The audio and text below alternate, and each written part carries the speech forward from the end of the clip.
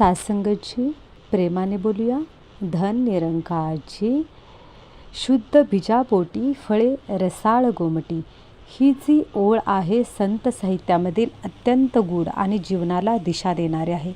याचा साधा सरळ असा अर्थ आहे की बीज जसे शुद्ध तसे फळ सुंदर, मधुर आणि हितकारक. तर या ठिकाणी येथे बीज म्हणजे फक्त झाडाचे बी नाही, तर आपले विचार, संस्कार, भावना, कर्म आणि अंतःकरणातील हेतू यांनाच बीज म्हटलेलं आहे. बघा, संतांनी या वचनापाठीमागे जो गूढ अर्थ सांगितलेला आहे तो आपण याच्यामध्ये समजून घेणार आहोत. सगळीकडे कर्म सिद्धांताबद्दल खूप चर्चा आहे. आपण पाहतोय की यूट्यूबवरती असेल, इंस्टावरती असेल, फेसबुकवरती असेल, असे कितीतरी अशा सोशल मीडियाच्या ठिकाणी असेल किंवा कीर्तनामध्ये असेल, प्रवचनामध्ये असेल किंवा कोणत्या ठिकाणी आध्यात्मिक प्रोग्राम सुरू असेल किंवा एखाद्या संत साहित्याचं वाचन सुरू असेल, तरी त्या ठिकाणी आपल्याला कर्म सिद्धांतावरती जास्त जोर दिला जातो. कारण ही जी प्रकृती आहे, ही प्रकृतीमध्ये भगवंताने, परमात्म्याने काही नियम घालून दिलेले आहेत की हे जे नियम आहेत ते सर्व ठिकाणी सुरू आहेत. आणि बरेच जण बोलतात की माझ्या जीवनामध्ये भगवंताने हे असं का केलं, त्यांनी माझ्यावरती अन्याय का केला, हा प्रश्न प्रत्येकालाच पडत असतो. परंतु भगवंताने कोणावरही अन्याय केलेला नाही. भगवंताने या सृष्टीवरती काही नियम घालून दिलेले आहेत की जे पेराल तेच उगवेल. आणि याच नियमाच्या गोष्टीला धरून संतांनी वचन काय दिलं की शुद्ध बीजापोटी फळे रसाळ गोमटी. आता हे शुद्ध बीज आहे, ते आहे गुणांचं, किंवा आपण जे कर्म करतो ते कर्म जर शुद्ध असेल तर त्या ठिकाणी शुद्ध बीज म्हणायचं. तर मग बघा की आपल्यामध्ये असलेले आपले विचार, आपण विचार कोणत्या पद्धतीने करतो, कारण आपले विचार हेच आपलं बीज आहे. कारण बघा, सुरुवातीला मनामध्ये विचार येतो, नंतर भावना जागृत होतात आणि नंतरनं त्या कृतीमध्ये येतात. तर त्या कोणत्याही गोष्टी कर्मामध्ये येण्या अगोदर ते विचारामध्ये येतात. म्हणजे विचार हे बीज आहे. आणि मग सृष्टीचा चौथा जो नियम आहे, काय, आपण जेव्हा कर्म करतो त्या कर्माची प्रतिक्रिया देखील आपल्याला मिळते. सपोज एक उदाहरण घेऊयात. समजा माझ्या मनामध्ये चोरी करण्याचा विचार आला. मला असं वाटलं की जर मला कष्ट करण्यासाठी खूप वेळ लागतो, जर मी एखाद्या गोष्टीची एखाद्या ठिकाणी जाऊन जर चोरी केली तर त्या ठिकाणी माझा खूप लवकरात लवकर मला काहीतरी बेनिफिट मिळेल. मला कष्ट करण्याची तर इच्छा नाही आहे. मनामध्ये विचार आला आणि भावना काय जागृत झाली की मला सुख मिळेल, मला जास्त कष्ट करायला लागणार नाही. आणि नंतर मी एखाद्या ठिकाणी चोरी करायला गेले. चोरी मी केली, परंतु ज्या घरामध्ये चोरी केली त्या घरामधले जे लोक आहेत त्यांनी जे धन ठेवले होते, त्यांनी जे काही मी त्यांच्याकडून चोरून आणलं ते त्यांनी ठेवलं होतं, ते खूप कष्टातून ठेवलं होतं. त्यांनी त्यासाठी खूप कष्ट घातले होते आणि कष्टाने त्यांनी ते साठवून ठेवले होते. मी कर्म पण केलं आणि त्या कर्माची प्रतिक्रिया काय झाली की ती जी व्यक्ती आहे ती व्यक्ती तळमळत राहिली, शिव्या शाप देत राहिली. मन तळमळत राहिलं की कोण असेल, कोण माझी चोरी करून गेला असेल. त्याच्या जीवनामध्ये सुद्धा काही कल्याण होणार नाही, त्याच्या जीवनामध्ये खूप सारे अडथळे येतील, त्याचं खूप सारं धन निघून जाईल. त्यावेळेस त्याला कळेल की माझं धन घेतलं, त्यावेळेस त्याला माझ्या भावना कळतील की त्याचं धन गेल्यानंतर त्याला काय वाटते ते. असं खूप सारे रिॲक्शन त्या पुढच्या व्यक्तीकडून येतात. आणि मग ही जी संपूर्ण प्रकृती आहे, ही 5 तत्त्व आहेत. या 5 तत्वांमध्ये एक व्हायब्रेशन आहे आणि ते व्हायब्रेशन काय करतं, आपल्याला आपण जे दिलं आहे ते आपल्याकडे खेचून आणतं. म्हणजे भगवंतानी हा जो नियम दिलेला आहे की जे पेराल तेच उगवेल. म्हणजे काय, तर तू जे देणार आहे तेच मिळणार आहे. तू जे देशील ना तेच तुला वापस मिळेल. तू तिथं काय केलं, पाप केलं ना, कोणाला तरी दुःख दिलं. पाप म्हणजे काय, तर कोणाला जर आपण दुखवणारं कर्म जर आपण केलं तर त्याला पाप म्हणतात, सुखवणारं कर्म केलं तर त्याला पुण्य म्हणतात. पाप पुण्याची व्याख्या तर सहज आहे. मग अशा वेळी जर मी चोरी केली आणि मग त्या व्यक्तीला त्रास झाला, त्या व्यक्तीने बद्दुआ दिली आणि ती बद्दुआ ह्या सृष्टीमध्ये व्हायब्रेशनच्या रूपामध्ये राहिली, ह्या प्रकृतीमध्ये राहिली. मग ही प्रकृती काय करते की आपण जे माझ्या बाबतीत घडलं होतं अगदी तसंच दुःख मला देण्यासाठी पुन्हा वापस ते व्हायब्रेशन माझ्याकडे येत असतं. हा सृष्टीचा नियम घालून दिलेला आहे की जे देणार आहे ते आपल्याला मिळणारच आहे. हा आहे कर्मसिद्धांत. म्हणून सर्व संतांना प्रत्येक लोकांबद्दल खूप कळवळा होता. विशेषतः जे चांगले वागत होते त्यांच्याबद्दल तर कळवळा होताच, परंतु जे वाईट वागत होते त्यांच्याबद्दल देखील संतांना कळवळा होता. आपण पाहिलेलं आहे की संतांच्या जीवनामध्ये असे कितीतरी किस्से आहेत की त्यांच्या समोरून व्यक्ती खूप वाईट आली. गौतम बुद्धांच्या जीवनामधले घटना आहे की जेव्हा अंगुलीमाल राक्षस होता, राक्षस त्याला का म्हटलेलं आहे त्यांनी, कारण खूप लोकांना मारायचा. ॲक्च्युली राक्षस म्हणजे काय, असं 2 शिंग दात वगैरे असलेलं असं काही नव्हतं.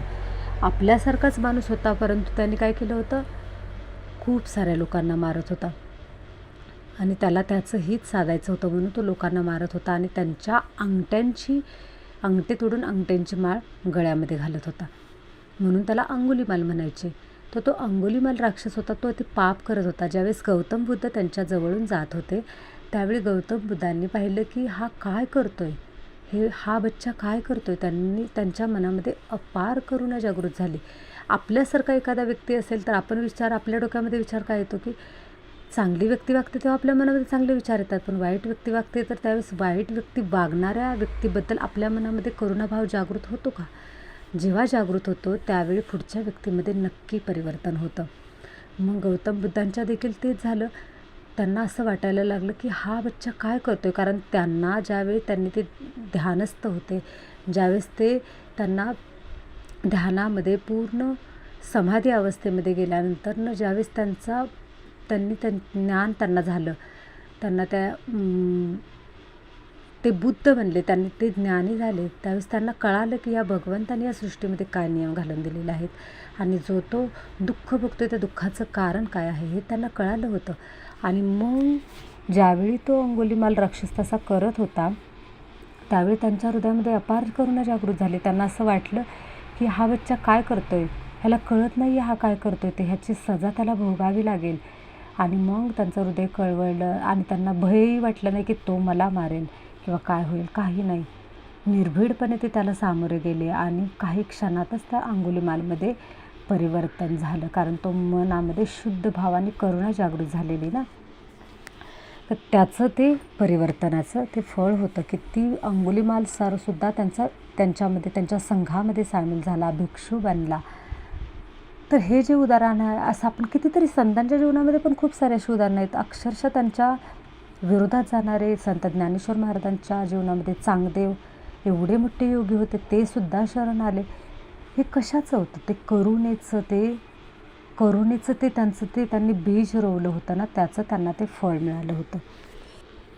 शुद्ध बीज आपण म्हटलं काय तर आपण समोरच्या व्यक्तीला जेव्हा प्रेम देतो, करुणाभाव जागृत करतो, आपण जेव्हा सत्याने वागतो, प्रामाणिकपणे वागतो, भगवंताच्या भक्तीमध्ये तल्लीन होतो आणि आपला कोणतीही गोष्ट करण्यापाठीमागे निर्मळ हेतू असतो, कटकारस्थान नसतं किंवा आपला स्वतःचा स्वार्थासाठी आपण कोणाला त्रास देत नसतो, अशा वेळी काय होतं तर व्यक्तीच्या जीवनात पुढे येणारी फळं ही शांत, आनंदी आणि मंगलमय असतात की ती सुखच घेऊन येतात.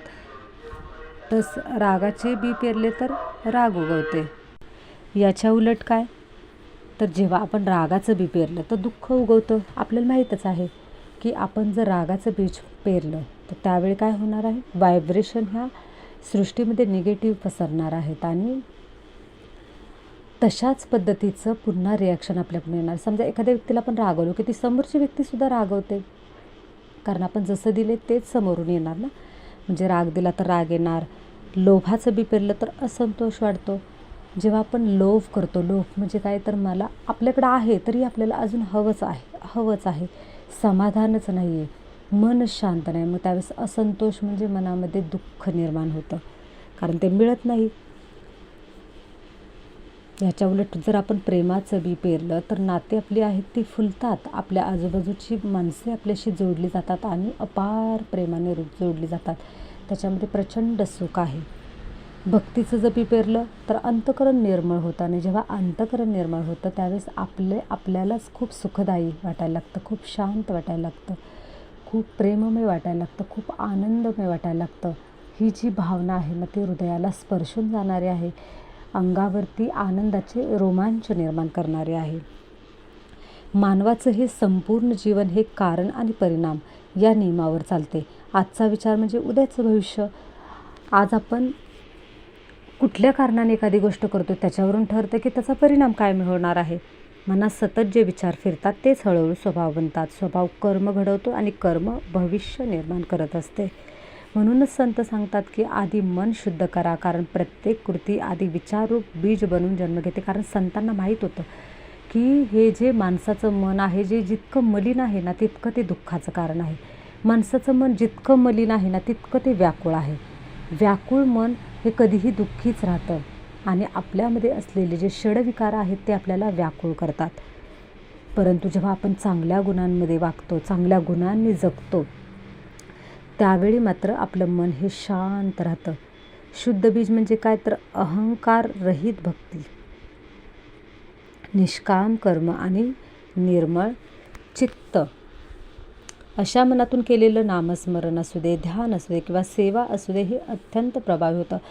मन अतिशय गलिच्छ आहे आणि आपण वरून कितीही सेवा करतो तर ती सेवा फलदायी होत नाही, पूर्णपणे ती काही कामाची राहत नाही. परंतु जेव्हा आपण निर्मळ भावनेने सेवा करतो त्यावेळेस ती सेवा देखील फलदायी ठरते. अशा मनातून केलेलं नामस्मरण असू दे, मग ध्यान असू दे किंवा सेवा असू दे अत्यंत प्रभावी ठरते. ज्यांच्या अंतःकरणात कपट नाही त्याच्या जीवनात भगवंताची कृपा ही सहज उतरते. दैनंदिन जीवनातलं उदाहरण घ्यायचं झालं तर बघा, जर आई वडील मुलांशी प्रेमाने संयमाने वागले तर मुलांमध्येही चांगले संस्कार निर्माण होतात.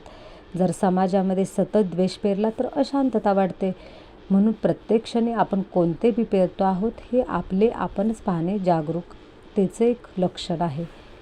तर हे जे आपण चिंतन आज पाहिलं, या चिंतनाचा संपूर्ण निष्कर्ष काय आहे तर शुद्ध बीजापोटी फळे रसाळ गोमटी ही केवळ म्हण नाही तर संपूर्ण जीवनसूत्र आहे. मन शुद्ध असेल तर शब्द शुद्ध होतात, शब्द शुद्ध असतील तर कर्म शुद्ध होते आणि कर्म शुद्ध असेल तर जीवन सुंदर आणि शांत बनते. म्हणून चांगले विचार प्रेम पेरा, भक्ती पेरा, कारण जीवनात उगवणारी प्रत्येक फळे ही आपल्या अंतःकरणातील बीजांवरच अवलंबून असतात. आजचा हा व्हिडिओ आपण इथेच थांबूयात. सर्वांनी चिंतन करा. सर्वांच्या जीवनामध्ये सुख, समृद्धी, आनंद भरभरून येऊ दे. सगळ्यांचं कल्याण होऊ दे.